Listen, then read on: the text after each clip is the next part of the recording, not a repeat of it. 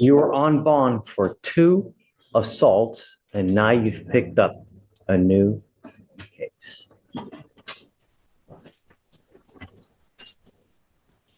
Can I explain myself?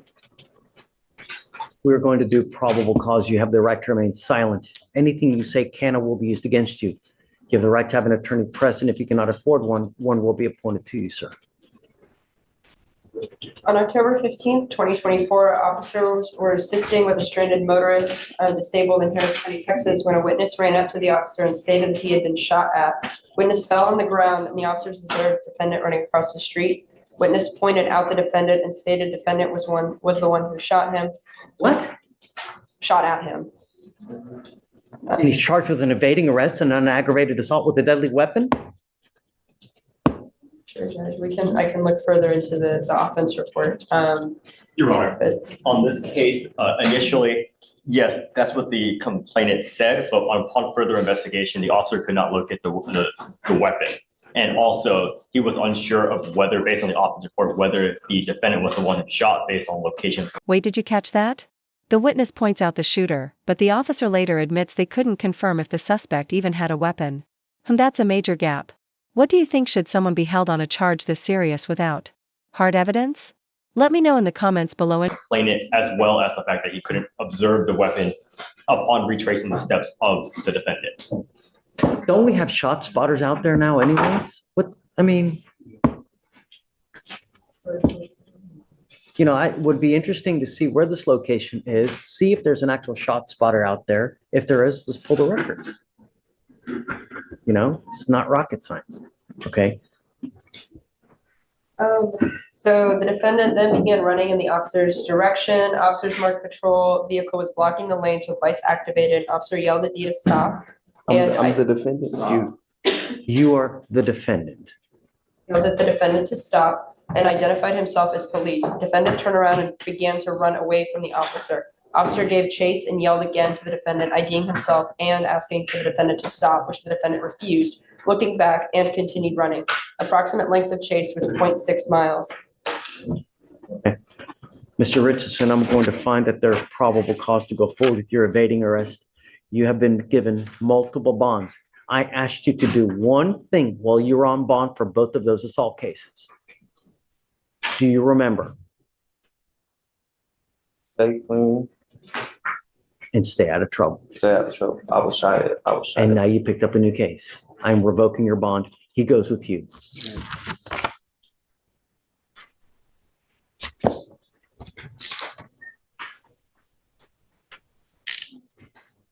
You revoking my bond? Mm-hmm. I was shot.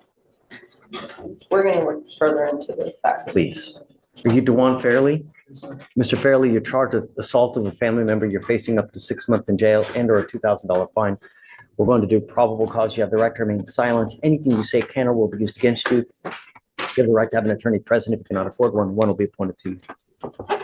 Any witness and the defendant are dating and they have a child. On October 14th, 2024, any witness was driving while the defendant was a passenger and their son was in the rear seat. Defendant began questioning complaining witness because he thought she was cheating, which prompted an argument. Defendant began putting his hands in complaining witness's face, impairing complainant's ability to see the road. Complainant brought the vehicle to an immediate stop. Defendant then began grabbing her. Yikes. This is more than just a fight, it's a family violence case with a child in the back seat. Notice how the judge warns about perceived threats? That's crucial. In domestic cases, intent doesn't matter if the victim feels threatened, it counts. That can land you in jail. Her left shoulder while defendant was grabbing her shoulder. Complaining witness turned and bit defendant on his hands in an attempt to get defendant to release her. Defendant then punched complainant with a closed fist in the face, causing pain. All right, Mr. Fairley, I'm going to find that there's probable cause to go forward with the case. Do we know whether she wants to have contact with them? I believe she does want contact, Judge. It looks like someone from DVD to RIP. How do you have that belief? Someone from our domestic violence division called her and she said she doesn't want to move forward.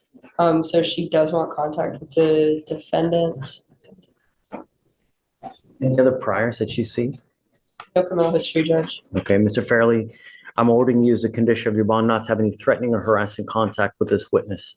If I find that you do, I'm going to put you in jail. You will not get any more PR bonds. Do you understand? Sir. So I don't know what kind of relationship you have with this person, but if you're someone who's constantly going to fight with this person, be careful.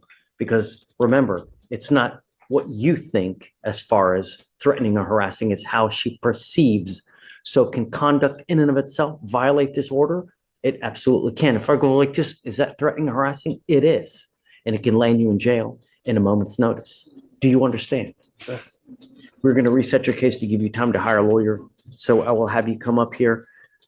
The other thing you need to understand is there's a protective order that is in place. I would get to know it because if you violate the protective order, the state can and will file additional charges against you. And then it gets ugly really quick. You understand? I will have you come up here. Well, we're going to have you sign a court order for you not to have any threatening or harassing contact. I'm also prohibiting you from having any weapons as well. No guns, knife, nothing. I'll have you sign a receipt and we'll get you out of here to hire a lawyer. All right? Do not leave until you sign our bond conditions. Otherwise, I'll issue a warrant. Please. Is it DeTwain Johnson? DeTwain. Mr. Johnson, you're charged with unlawful carrying of a weapon. You're facing up to a year in jail and or a $4,000 fine. We're going to do probable cause. You have the right to remain silent. Anything you say can or will be used against you. You have the right to have an attorney present if you cannot afford one. One will be appointed to you, sir. On October 16th, 2024, officers conducted a traffic stop in Harris County, Texas on a silver Buick bearing a Texas temp tag with no return to a motor vehicle, no light, and not sure what that means. But he had a temp tag that did not return to a vehicle and no lights in the back. So the defendant exited from the driver's side of the motor vehicle, leaving the vehicle on and walked towards the patrol motor vehicle quickly. Defendant attempted to walk back towards the driver's side to turn off the motor vehicle. Officers stopped defendant before he opened the door. Defendant stated the firearm was inside the vehicle. Officers opened the driver's side door and observed a Glock in plain view, unholstered, and in the driver's side door panel. Find that there's probable cause to go forward with the case. Do you have a valid Texas driver license? No, sir, I have an ID, a state ID. You're not allowed to drive. I'm making that a condition of your bond, and you will be signing an affidavit with me today promising you're not going to drive. If you get a Texas driver license and liability insurance, I will let you drive. But until that point, if I find that you drive, I will have a contempt hearing. You'll be facing an additional 6 months and a $500 fine every time you drive. Do you understand? I had insurance on my car though. They Don't have a license. You need a license, a Texas driver's license. Oh, yes, sir. Until you have a license, you can't drive. I'm glad that you have insurance because that's really one of the most important parts. Because if you get into an accident and create $50,000 in damage, if you don't have insurance, they're going to come after you and make you pay the 50 grand. Yes, sir. Have insurance, and if you get into an accident, they'll even give you a lawyer to represent you. But you still need a license. If you get a license, come back and show me, and then I'll take this off. But until that point, don't. We're going to reset your case to give you time to hire a lawyer. So I'm going to have you come up here, swear to us that you're not going to drive, not be in possession of any weapons, and after that, we'll let you go.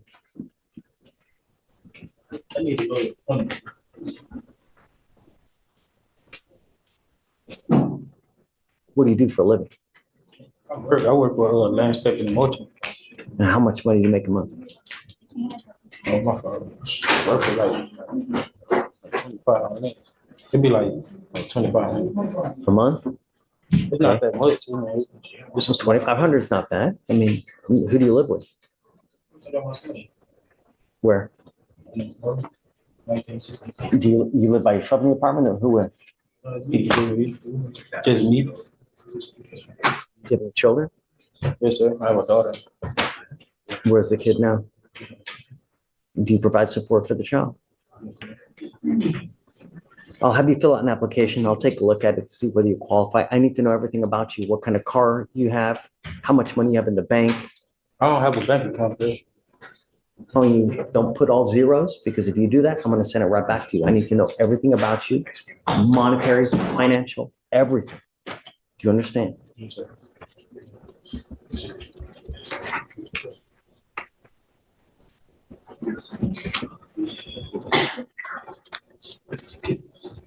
We'll have you come up here, swear to this, and then they'll give you an application, fill it out, and I'll take a look, okay?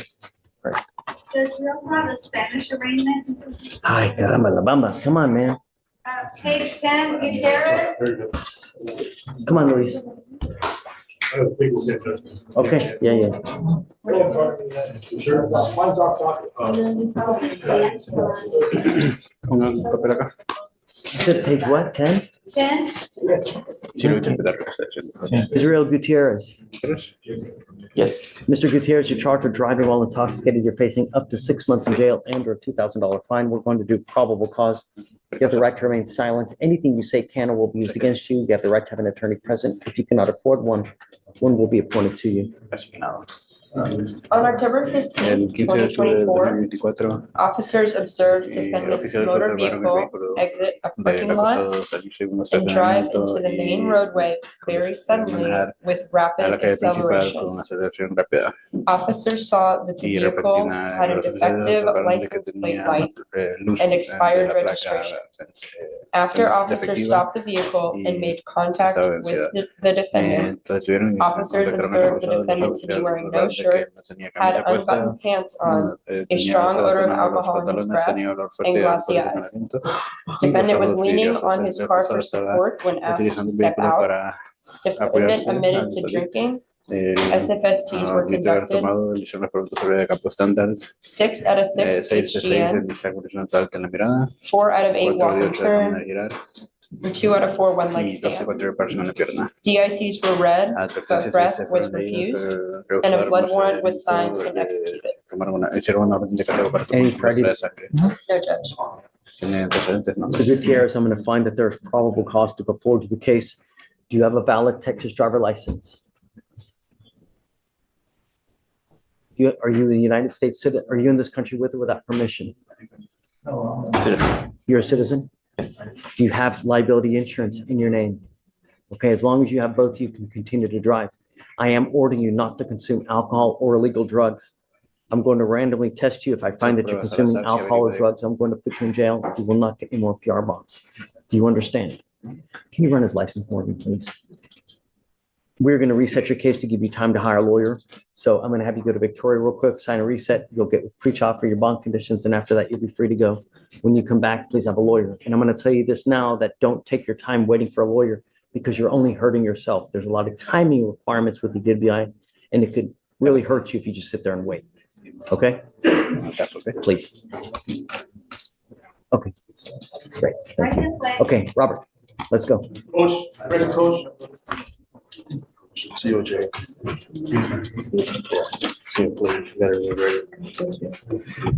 Sí, señor, no, señor. Whoa. The judge just said it out loud. If you're not here with permission, you're facing deportation. This is where DUI cases collide with immigration law. One bad decision behind the wheel can change your life forever. Should immigration status factor into sentencing like this? Sound off below. Are you Coach Tambariz Franklin Abraham? Yes, sir. Yes, sir. Charged with driving while intoxicated, you're facing up to a year in jail and or a $4,000 fine. You guys have worked out an agreement. They're offering you 3 days in jail, credit for the 2 days that you have served.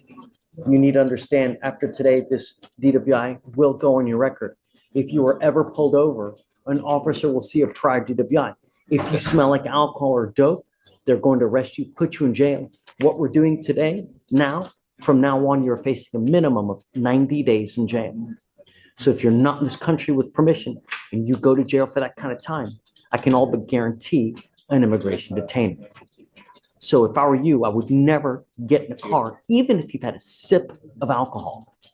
Do you understand? Yes, sir. Yes, sir. You're giving up the right to a trial, right to compel witnesses to testify on your behalf, confront and cross-examine your accusers. If you're not a citizen or a possible immigration consequence, you can be deported, excluded from the country, denied naturalization. You give up the right to appeal. Once you plead guilty, you cannot change this. It will go on your record and you can never take it off. Is this what you want to do? Yes. Yes. Is it true or untrue that you had a 0.15 or above?